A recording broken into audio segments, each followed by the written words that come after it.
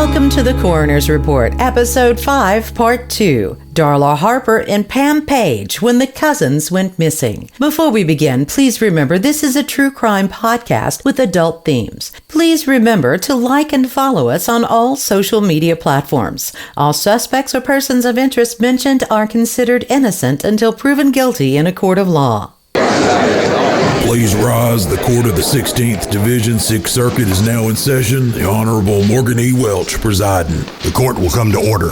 We will be reviewing the matter of custody in the Barry Harper versus Darla Harper, case number 60DR844180. You may be seated. It was a custody hearing, but the child's mother had been missing for 3 years by this point. And the child's father?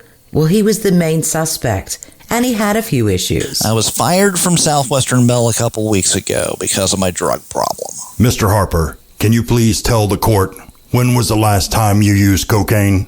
Yesterday, or the day before. The attorney for the mother's family took full advantage of the dad being in court and under oath. Now I'm asking you under oath. Is your ex-wife Darla's body buried in your backyard? Barry Harper was not pleased. Go dig it up if you want to. I don't think it has anything to do with a custody hearing. Had Barry hired a lawyer for the hearing, I suspect the lawyer would have done some lawyering and told Barry to shut the hell up. Welcome back to the Coroner's Report. I'm Steve Dvorak, and I was the coroner for two of the largest counties in Arkansas, and I served as the director of the State Crime Lab. These days, I'm retired and reviewing some of my most interesting cases with my partner, Tracy Carrington. In our last episode, we talk about how 25-year-old Darla Harper went missing way back in 1986, leaving her 2-year-old daughter alone in her apartment. There was no sign of a struggle, no sign of death, just gone in the wind. There were a few suspects, but the police investigators focused in on Darla's husband, Barry. And Barry, well, he had some issues. Pulaski County Sheriff's Deputy Carol Kimball says she remembers Darla's husband Barry had some unsavory friends. He was into cocaine. He had druggies that he patronized out in the McAlmont district. He got charged at one point with that. In 1989, 3 years after Darla went missing, Barry is in trouble with the law. Detective Carl Beadle tells the story. Last spring, Barry Harper married a woman he'd been dating at the time of Darla's disappearance. He hadn't had much contact with us until recently. About a week ago, I think it was about 1:30 in the morning, Barry Harper was stopped in McAlmont by law enforcement. Deputies found a crack cocaine pipe and a .22 caliber semi-automatic pistol. Barry was charged with possession of drug paraphernalia and carrying a prohibited weapon. McAlmont wasn't too far away from Barry's home. It was just right across the interstate. Barry's new wife, her name was Zulie Yvonne Robbins. She went by Yvonne, worked for the phone company with Barry. Detective Carol Kimball remembers. He was seeing Yvonne before him and Darla divorced. He married her after Darla disappeared. So Barry started seeing Yvonne after Darla filed for divorce from him in October of 1984. Remember, the divorce wasn't final when Darla went missing in March of '86. And Yvonne came with her own big bag of issues. In 1985, she was divorced from her first husband, Billy Robbins, because of allegations of an extramarital affair with none other than Barry Harper. Then in 1987, a little over a year after Darla went missing, Yvonne was committed to the state hospital because of her erratic behavior brought on by her bipolar issues. So all this is happening at the same time. Yvonne and her 2 young daughters moved in with Barry and Leslie. We tracked down Yvonne's oldest daughter, Christy Cox, and she gave us a little insight on what she remembered. In the beginning, because I was so young and it was a fresh divorce. This was the person my mom cheated on my dad with. I hated him. I hated him because, not because I didn't know him or think he was horrible or mean, because he never was. He wasn't my dad. The newlyweds didn't really have time to settle down into domestic bliss. The judge put Barry on probation for his drug paraphernalia and gun charge. Barry had a clean record, and this was his first run-in with the law, so it was a really light sentence. But Yvonne's daughter, Christy, remembers both of them had their own problems. He had a lifelong drug problem. I know this. He never did it around me or my sister or my mother. He always would take off, be gone weeks at a time. He made sure that when he was in those drug-fueled stages or he needed to go on a drug binge, he never did it around us. He always took it far away. And I have no idea who he dealt with, what he was doing, but I know that he battled it for a long, long time. But 6 months later, all hell would break loose in that little house at 123 Hillwood Drive in Sherwood, Arkansas. The Sherwood police were called several times in January of 1990 to the house. The first call involved 6-year-old Leslie and Yvonne's 9-year-old daughter. The girls were found walking alone down a very busy state highway with no adult supervision. Yvonne told police she had left them in the care of their 13-year-old daughter, Christy. Police charged her with 2 misdemeanor charges of endangering the welfare of a minor. The next call came 2 weeks later when Yvonne reported her 13-year-old daughter had been missing for 3 days.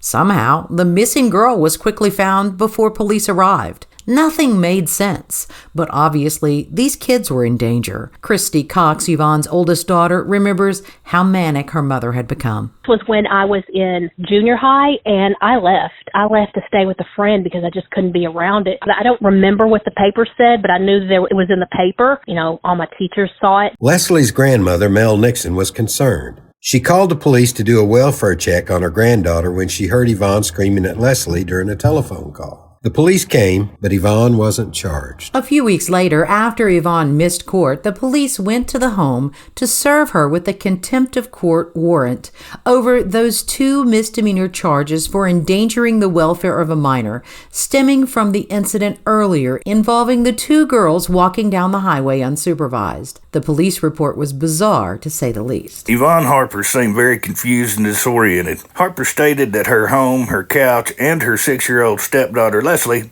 were all possessed. Harper acted very irrationally, attempting to put Vaseline and fingernail polish in Leslie's hair. Yvonne Harper had lacerations on both hands.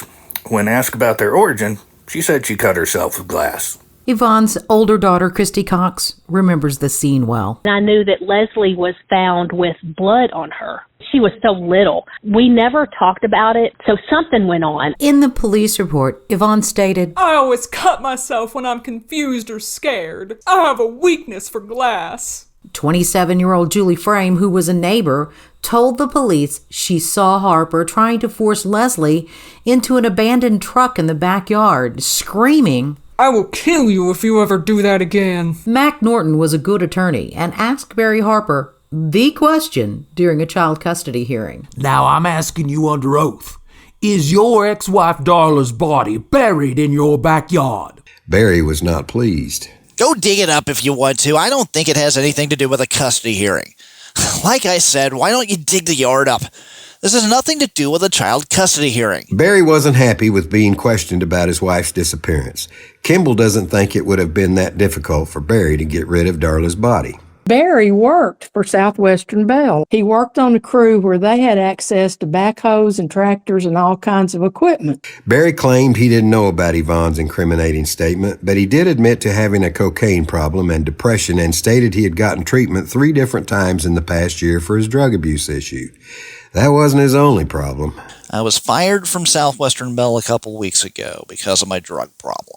You know, as big as Little Rock or North Little Rock really are, it's not surprising that certain aspects of this case cross over. When you, Steve, weren't working as coroner, you also had an investigative firm. And during the course of reviewing this case, we stumbled across something interesting. When I had the investigative company, Southwestern Bell, well, whoever their lawyer was one of our clients. They had suspicions of somebody using cocaine. I don't know how the suspicions came up, but I sent 2 investigators there at night after they closed and all the equipment were in, and they went through every single truck and they found cocaine in 2 trucks. And that's why I was curious when he left, because I think that case was in the either 89 or 90. So it could very well have been Harper's truck. These 2 guys I sent were both dopers. You know, I hired them, and they hired some dog, and the dog couldn't find the drugs, but these 2 guys went in there and found drugs. Well, Steve, what'd you say when they found them?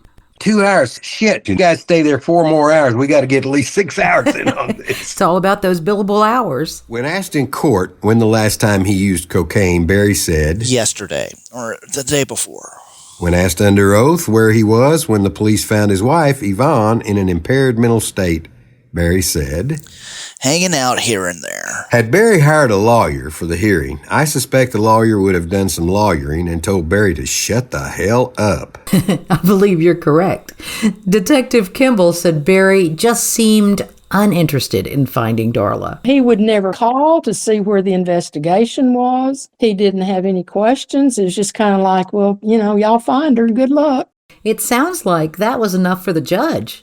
The hearing concluded with temporary custody going to Darla's parents. Leslie was safe. Barry Harper was given only supervised visitation, meaning his mother had to sit with him at every visit with Leslie. Now, law enforcement officers were ready to descend upon the home with shovels, but without a warrant, their hands were tied. Investigator Beadle was not happy. The legality of digging in the backyard of Barry Harper's home for the body of his ex-wife is being discussed with prosecutors. The prosecutors can see where they're going to go with it. Barry Harper has refused to let us speak to Leslie or have her interviewed by psychologists. There was an uproar in the community, and the newspapers ran the story. The house at 123 Hillwood Road, in which the Harpers have been living with Leslie and Yvonne Harper's 2 children, ages 9 and 13, is the same house where Barry and Darla Harper lived before Darla filed for divorce and moved to her apartment. The vehicle where the body allegedly lies has reportedly been there since before Darla disappeared. Some neighbors speculated that Darla Harper's body was buried beneath the bathtub. Barry Harper had taken out a loan for the bathroom remodel. He had done some concrete work in the bathroom because I seem to remember that we were going to have to lift a tub out. Detective Carol Kimball remembers there was something else amiss. After Darla disappeared and Barry was in this remodel mode for some reason around his house, he was remodeling a bathroom, but it seemed like, and I've always had this in the back of my mind, there was a concrete carport. And it was either replaced or a new one put in. I mean, something was going on with the carport and the bathroom. Kept for the longest thinking, her bones are under that concrete carport. Speculation ran wild, and we all had questions. Somebody doing drugs and running the streets and stuff, why would they want to remodel a bathroom? Would that be on the top of your list if you were a druggie? I would be getting my next fix. All law enforcement needed to go search for a body was a search warrant. And that fell to Pulaski County Prosecuting Attorney Chris Piazza. Detectives Mayer and Kimball remember just how difficult this case was. It was really important, too, because once again, you're looking at the decade of the 80s and law enforcement. And back then, you had to have a body. Knowing a person's a slug and knowing that they killed somebody, like Vince said, back then, you had to have everything. That's what we kept hearing right and left. You don't have a body. You don't have a body. If we couldn't get a search warrant issued, the investigators would have to obtain Barry Harper's permission. Let me get this straight. So the lead suspect had to give you guys permission to go look for the body he may or may not have buried in the backyard of his home at that time. That's right. Everyone wanted to dig, but we had to do it the right way. And no one was more ready to dig than Beadle. We're not aware if there's a way a body or a grave can be detected without digging it up. I consulted the state crime lab, and they told me the only way is to dig it up. The family, the investigators, the neighbors and friends, everyone wanted answers. The mystery of whether the body of Darla Harper lies under the soil at her former husband's Sherwood home has Pulaski County authorities in a quandary. The legality of digging in the yard based on an allegation by a woman now undergoing a mental evaluation is being discussed.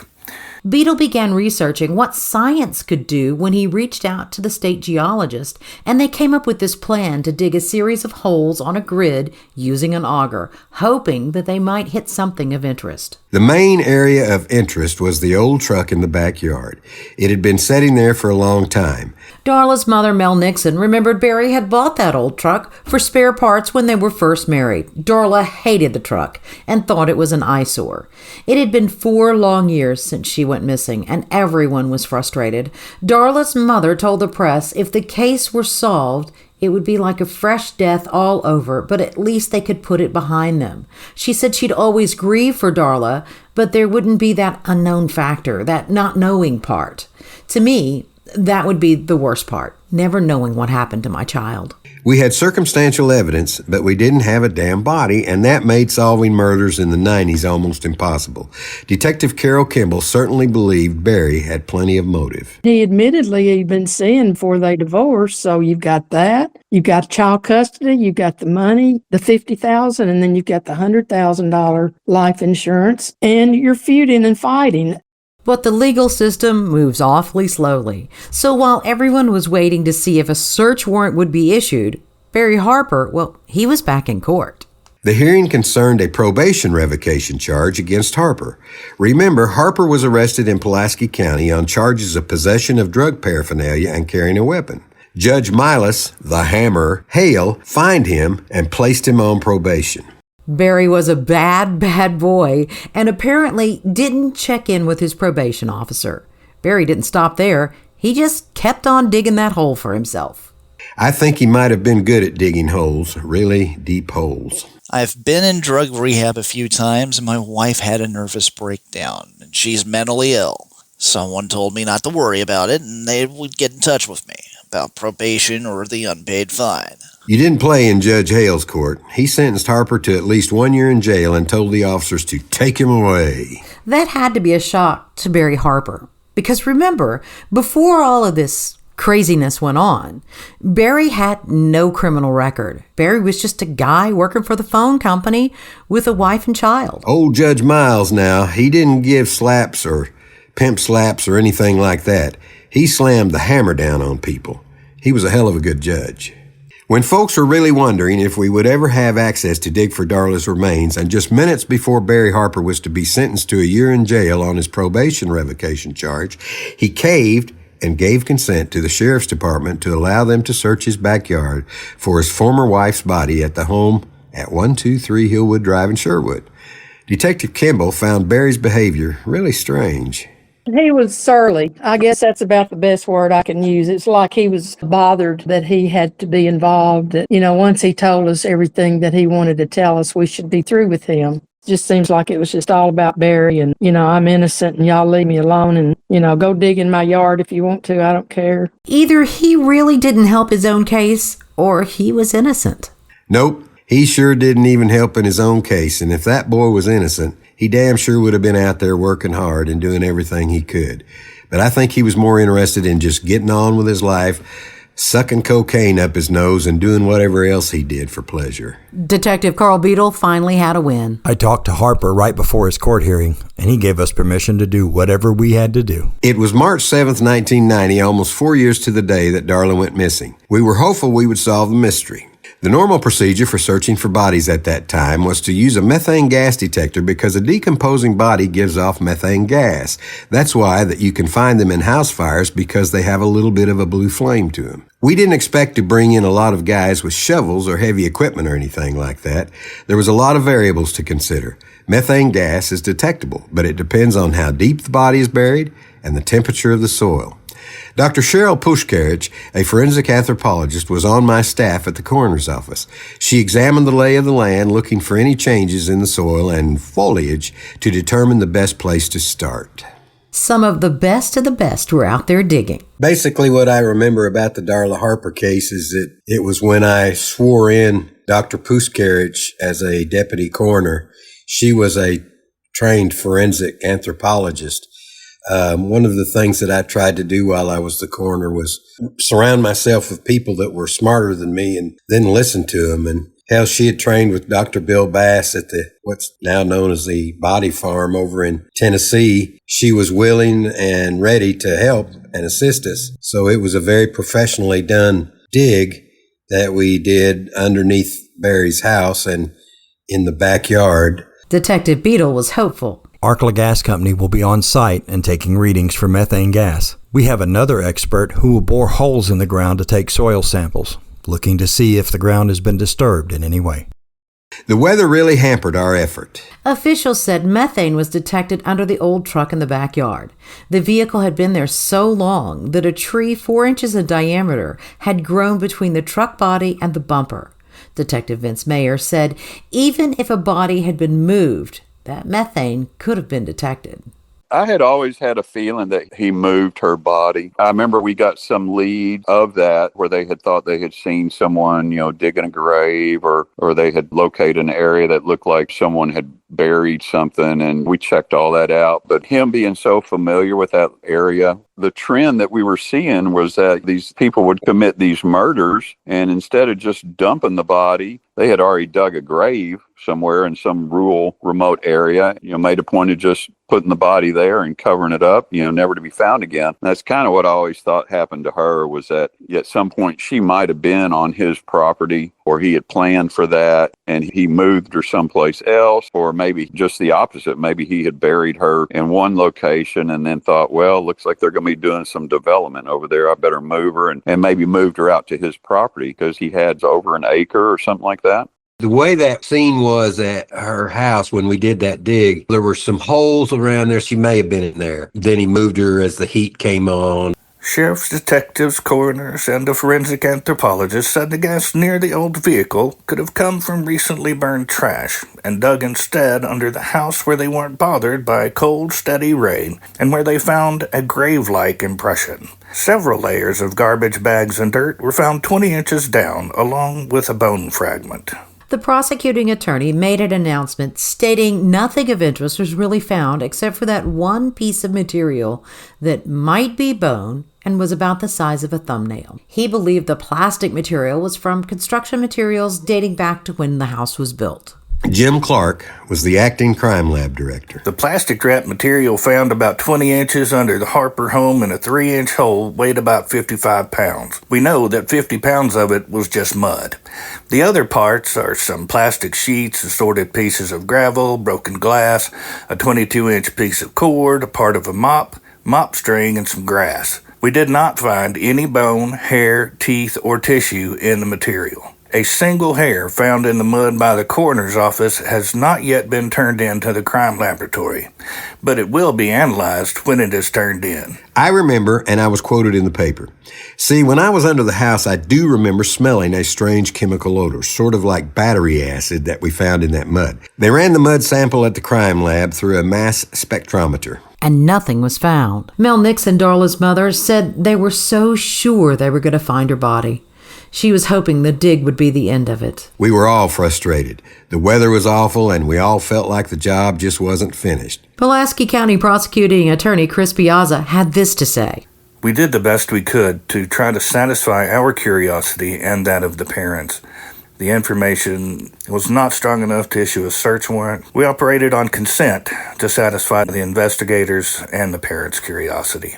Investigator Beadle, he wasn't fazed as he continued to investigate every single lead, no matter how big or small. I've had a lot of potentially good leads, and they don't turn out to be anything. One more doesn't bother me. The other detectives could see the effect this was having on lead investigator Beadle. I saw what happened to him. I mean, it was just up and down, and it was, so frustrating. He'd get excited over a new lead, and of course it just dead end, and you could just see his shoulders just go slack, and he'd just say, I'll start again tomorrow. There was still one little piece of evidence at the scene that was of interest, that piece of bone. The fragment was about 3/4 of an inch long, 1/2 inch wide, and 1/4 of an inch thick. Meanwhile, back in court, Judge Milas Hale ordered Barry Harper released after serving just 10 days of his 1-year sentence for probation violation. Hale ordered Harper to be released to the custody of his parents, who said he would participate in a drug rehab program. But it wasn't all that long before Barry Harper was back in the news. It was June of 1990. Barry Wayne Harper of Sherwood, whose estranged wife Darla disappeared in 1986 and who's presumed dead, was back in the news Tuesday, this time with minor wounds from shotgun pellets. Yes, Barry Harper claimed he was the victim of a drive-by shooting one Saturday afternoon. But Carl Beadle of the sheriff's office said Harper was full of shit and that he was wounded when a drug deal went south. Harper had been seen doing drug deals in the McAlmont community east of North Little Rock. There's a witness down there in McAlmont who reported seeing a man in a brown car fire a shot at another man driving a Chevrolet Blazer matching Harper's vehicle. Both drivers sped off at a high rate of speed. A few minutes later, just across the county line, Harper called the Jefferson County Sheriff's Office to report he'd been shot at by an unknown vehicle that pulled alongside his Blazer and fired a shotgun. But that's not what happened. The next day, a warrant was issued in connection with the shooting, and the additional charge of making a false police report was added to the report. So now Barry Harper is in trouble not just in one county, but in two. He just keeps digging that hole. Virgil Brown, I am the captain with the Jefferson County Sheriff's Office, and I have completed my preliminary investigation into Harper's report that an unknown assailant fired a shotgun at him.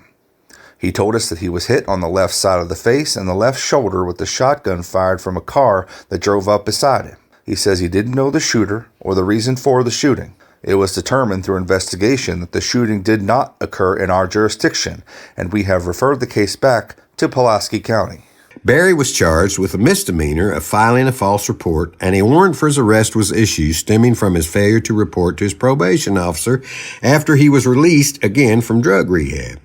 Judge Milas Hale, he'd had enough of Barry Harper, and at Barry's probation violation hearing, Hale ordered Harper to stay the hell out of Pulaski County. Judge Hale also required Harper to report weekly to his probation officer and submit to drug testing as requested. The official request was worded a bit more professionally. Harper was ordered not to return to Pulaski County unless he needed medical attention or was accompanied by a parent for official business. He was also required not to hang out with drug dealers anywhere in the state. You know, that's probably good advice for us all. Sadly, Barry just couldn't stay away from the drugs. Barry's life certainly took a turn for the worst after Darla disappeared. He was 34 years old, and his mother was his legal guardian. Harper's attorney at the hearing finally admitted that, yes, Barry had been shot in McAlmont. It was a lie, and that Beadle was right. Barry was full of shit. Harper's probation officer said in court that she felt like every time Harper stuck his nose in Pulaski County, there was a problem. She wasn't wrong. Well, she was right. Exactly. 2 months later, Yvonne Harper, Barry's wife, was out of the state hospital and back in the newspaper again. Apparently, she had been in an accident in North Little Rock and flipped her Chevrolet Blazer over in a ditch. She told the police she had run off the road to dodge a dog. I gotta wonder if that's the same Chevy Blazer that took buckshot to the driver's side window when Barry was driving. Me and Butter are both wondering if the dog was okay. Then just 1 month later, Barry Harper was back in front of Judge Milas Hale, asking the court for permission to move to Massachusetts.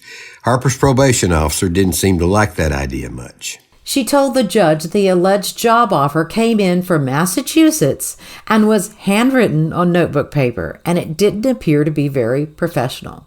Totally legit, right? Yeah, right. Still, Judge Hammer Hale agreed to allow Harper to move to Massachusetts and make him a Massachusetts problem. Every March, the Nixon family, Darla's parents, marked another milestone. Another year missing for Darla and another year older for Leslie. March of 1991 marked 5 years that Darla had been missing, and the Nixons made sure people didn't forget about their daughter. The Nixons were really frustrated with law enforcement. In their defense, though, there simply wasn't enough evidence to prove a crime. Many times you know who did it, but if you don't have the evidence, you just can't do it. Or even prove that a crime had been committed. Kubler-Ross's grief cycle, if I remember right, was denial, anger, depression, bargaining, and finally acceptance. And that is the same thing that you can see in every single cold case, or when the family doesn't think the police did all that they could. They actually go through those cycles of grief, and that's denial and anger and depression and bargaining and acceptance. And I think if you talk to any individual that's been through one of these cases, they'll agree that, yes, they went through all of those, not only grieving the loss of their loved one, but also grieving what they perceive to be a poor police investigation. So I always take that anger toward cops, unless there's evidence that the cops were either malfeasant or did something wrong. Cops always do the best they can. They want to solve these cases. Cops don't want these things lingering. They know that an unsolved homicide is a horrible thing. Darla's mother, Mel Nixon, was quoted again in the papers saying it felt just like yesterday. She couldn't believe it had been 5 years and that time was standing still. She was angry. She was really angry at Sheriff Carroll Gravitt because he hadn't met with them or talked with them. The only time she had run into him was literally she bumped into him in the hall. Carroll Gravitt was one of the kindest, gentlest people I'd ever met in my life. Gravitt was painfully shy. I never really understood how he could be a cop. Carroll Gravitt and I only talked about this case like once or twice, but it was eating on him so bad. And he told me, he said, I don't know what to say to the family. And I said, well, I can't help you there, buddy. Little Leslie was now 7 years old, and thank goodness her grandparents by then had full custody of her. The family was focused on providing for Leslie and making sure that her future was secure. The Nixons went to court and had the divorce made retroactive to November 1985, preventing the $125,000 life insurance policy on their daughter from being collected by her former husband. They set that money aside for their granddaughter. The family was focused by this point on that thumbnail-sized piece of burned and cut bone found a year before under the house. A lab in Knoxville, Tennessee looked at that bone and said it had the appearance of a human being or a larger, older mammal like a deer or sheep. Burning obliterated most of the diagnostic features that would have been used to distinguish the differences. Mel Nixon wanted answers. We all did. Mel Nixon believed her daughter Darla had been murdered, and she wanted DNA testing to figure out whether that bone fragment came from Darla. And she wanted the prosecuting attorney's office to issue a search warrant to search the yard more thoroughly. She was intent on looking at the area underneath that old truck that was parked in the backyard. In late March of 1991, 5 years after Darla went missing, the Pulaski County Sheriff had their search warrant, and the real digging began. By this time, the house was vacant. I'm not sure where Barry Harper was living by then, though. They spent more than 6 hours digging in 2 locations in the backyard of the house Darla and Barry Harper had once called home. Nothing significant was found, just the skeleton of a long-buried cat. Mel Nixon spoke in the paper and expressed how disappointed she was. She said she just wanted to tie up those loose ends. The search warrant stated Barry Harper's current wife, Yvonne Harper, had stated to police that the burden of living with the knowledge of Darla being buried in the backyard had been a big factor in her mental instability. Detective Kimball still doesn't discount Yvonne. Sometimes even if you're crazy and wackadoodle, the truth can come out. So, maybe she did know something. Now remember, Yvonne and Barry had become romantically interested in each other before Barry and Darla were estranged. Yvonne Harper had black hair, and that's something that really bothered Mel Nixon. In the paper, Mel Nixon said she was troubled by a report of a woman who worked at a nearby convenience store where Darla's vehicle was recovered, who recalled seeing a distraught older woman with dark black dyed hair come into the store and stay in the restroom for several minutes shortly after 9 p.m. on March 5th. The car was placed in the lot between 9 p.m. and midnight March 5th, and the distraught woman was never identified. Barry Harper didn't show up at the house when they were digging up the backyard. The newspaper described the house as being boarded up with the windows broken out, and officials at the scene told the press that Barry was living with his parents at their home in Pine Bluff, which is about 40 minutes south of Little Rock. The case just kind of ebbed and flowed. There would be nothing new to report, and then bam, a new clue. This next clue would make jaws drop and tongues wag. Remember, Darla's family not only lost Darla, but 2 weeks before she went missing, they also lost her older sister, Deborah, who choked to death. Well, how much bad luck can one family have, Steve? Ask Carl Beadle. We've been working on a new lead that developed last month out in Arizona. I really can't say more than that. This concludes part 2 of this episode of The Coroner's Report, Darla Harper and Pam Page, when the cousins went missing. Stick around, there's a lot more to this story. If you like our content, please remember to like and subscribe and share with your friends. If you have questions, please reach out to us on our website at coronersreport.net or on any social media platform at The Coroner's Report. Special thanks goes to Christy Cox and the investigators Vince Mayer and Carol Kimball for sharing their memories. Thank you also goes to voice actors Sean Davis, Alan Prather, Savvy Valentine, J.D. West, and Chris Schaefer. Copyright 2024 Aussie Grove Media Group, LLC.